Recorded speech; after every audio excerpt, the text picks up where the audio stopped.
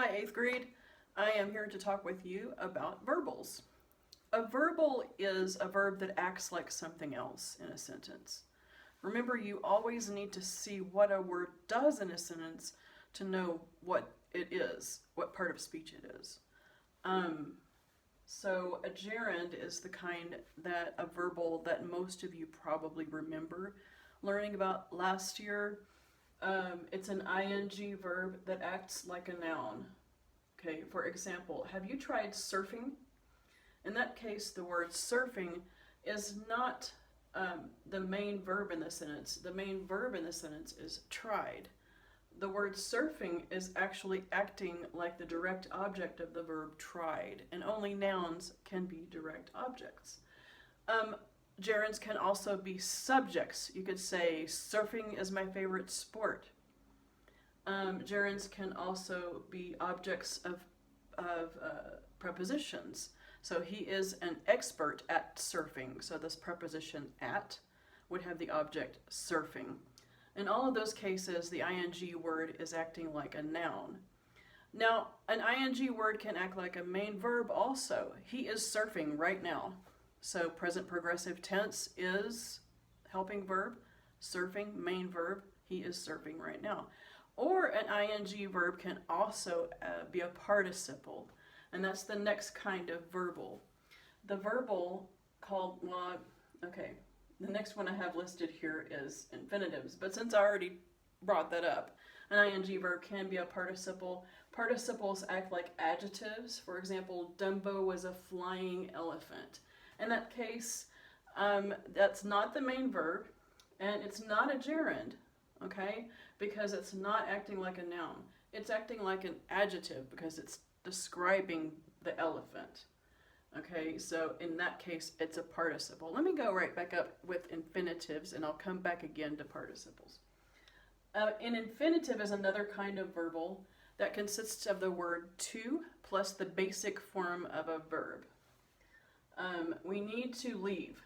Okay, in that case, the words to leave are an infinitive, and in that sentence, the infinitive is acting like the direct object of the verb need, which makes it acting like a noun, because again, only nouns can be direct objects. And then he plays to win. Why does he play? He plays to win. So in that case, the infinitive phrase is used as an adverb telling why. Okay, remember we talked about before, I think last year, about the fact that adverbs can be answering the question why, or where, or when, or how, those kinds of questions. They modify verbs like plays, and they can modify other words, but I'm getting off the subject here. Also I wanted to bring up that there is a preposition that's to, looks the same, but that word is not linked with a verb, as in these two examples, to leave and to win. If it's being used as a preposition, it's linked with a noun. Let's go to the store. So in that case, to is linked with the noun store. Therefore, it's a preposition, and we're not talking about an infinitive in there anymore.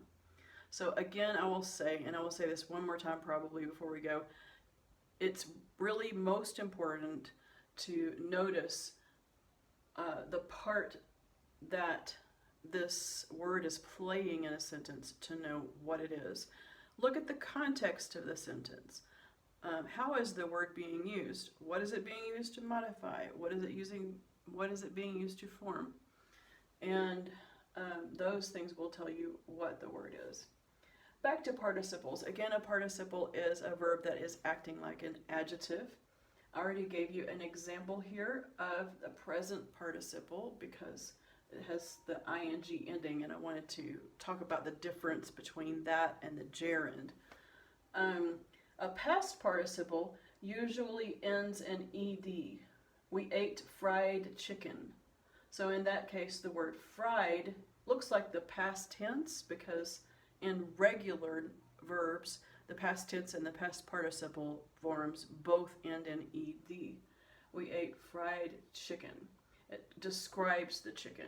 It's not boiled chicken. It's not baked chicken. It's not roasted chicken. It's fried chicken. But all of those words, baked, boiled, fried, roasted, all of those words are past participles. An irregular past participle would have a different form. For example, it's a broken clock, and that one does not end in ed, it ends in en.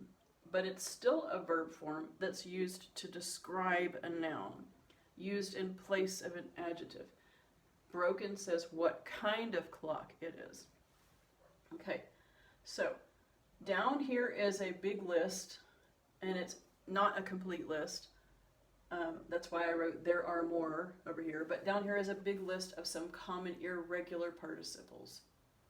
I'm going to kind of read through these and maybe give you some examples of how to use some of them.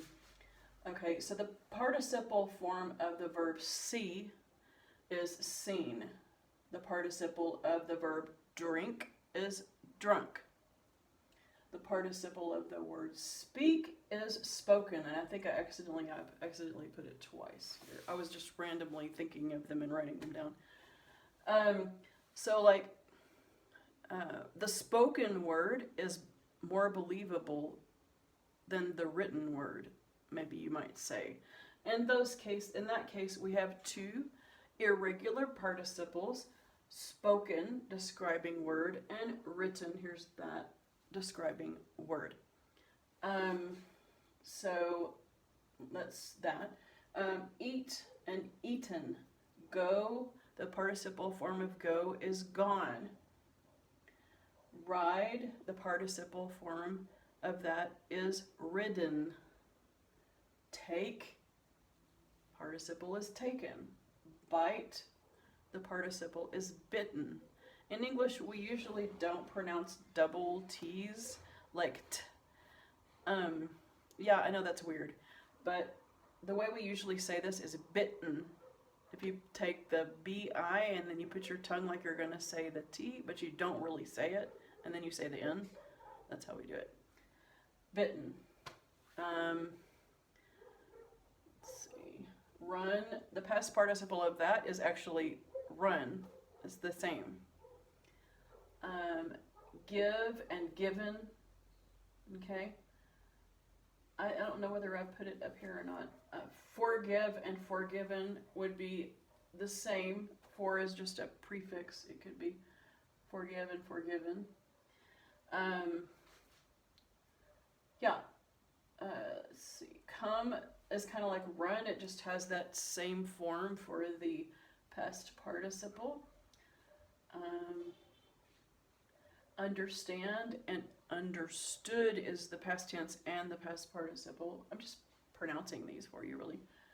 Some of them I will give you some examples. Keep, the past participle, is the same as the past tense, which is kept. Choose, the past participle is chosen. And almost every time I see the word chosen, I think of Toy Story, the original movie, where the claw comes down and all the little whatever they are say, you've been chosen. And chosen is the participle form of choose. It was a chosen toy, okay? So chosen describes toy. Fall, the participle form is fallen, and that makes me think fallen angel, like Lucifer was a fallen angel. Lie, like I'm gonna lie here on the floor, okay?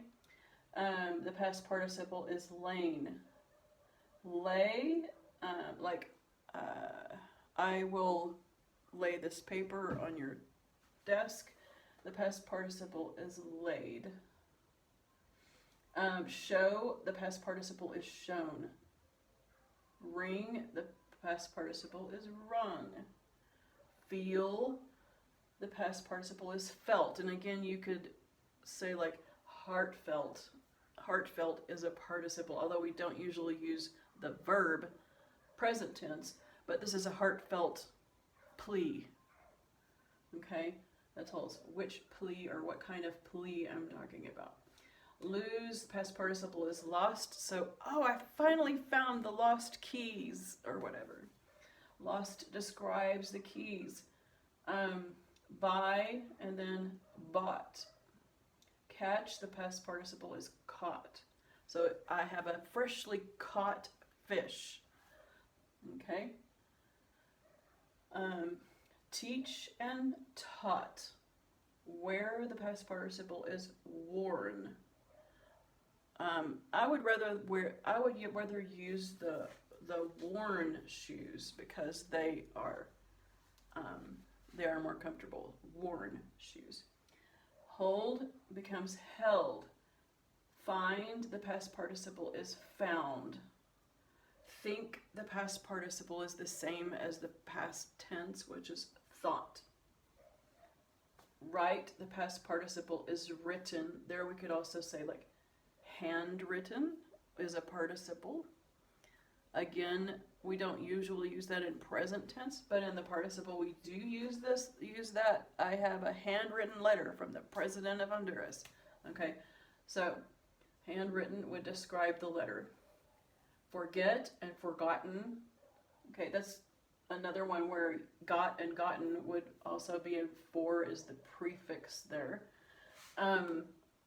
So forgotten, we went to the forgotten city or something like that. Send, the past participle is sent. Build, the past participle is built. Draw, the past participle is drawn. And then hidden is the past participle of hide. So there is a hidden part of the game. Okay, so hidden would describe the part. Read, it looks like the same word, but in the past participle we pronounce it read. Okay, so trying to think of an example of that. Yeah, these were the recently read notes or something like that. So recently read together would modify notes. Know, the past participle is known. We also use the word well known. We don't use that in present tense, but we do use that in participle form. He's a well-known singer, for example.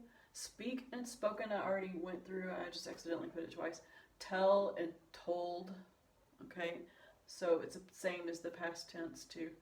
I would like you to know these. I am not going to tell you to list 35 or however many this is irregular participle verbs. But here's something you can look at if you want to use one of these words. If you want to copy this down and while you're writing your sentences, you want to use the participle form, for example, of, well, I'm trying to think which one I want to use. Written. If you want to use the written, then that's how you spell it with 2 T's. And again, kind of like with bite and bitten, that's how it's pronounced. Written. I know that's weird. English is strange, especially American English. Anyway, those are some examples, a nice little list for you to refer to. Like I said, I'm not going to ask you to list 30 or 35 well-known irregular participles. When I was a kid, I think I had to memorize a list of them. And why, you know. Just use them when you need to, and eventually you'll remember them, and it'll be fine. So this should prepare you for our meet and for your written assignment. Have a nice day.